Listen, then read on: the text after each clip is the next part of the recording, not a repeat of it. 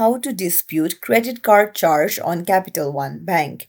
Hey everyone, welcome back to the channel. If you are new here, don't forget to hit the subscribe button and turn on the notification bell to not miss any updates.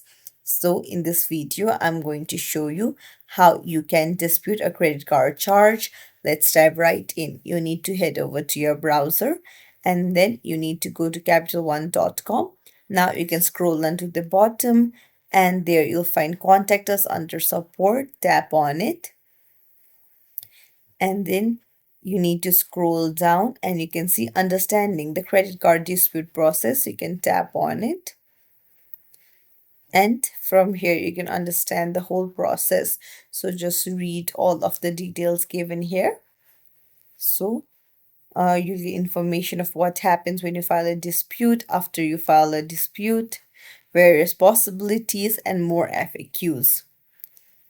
So there you go. It's as simple as that. If you found this tutorial helpful, don't forget to like the video and subscribe to our channel. Thank you for watching.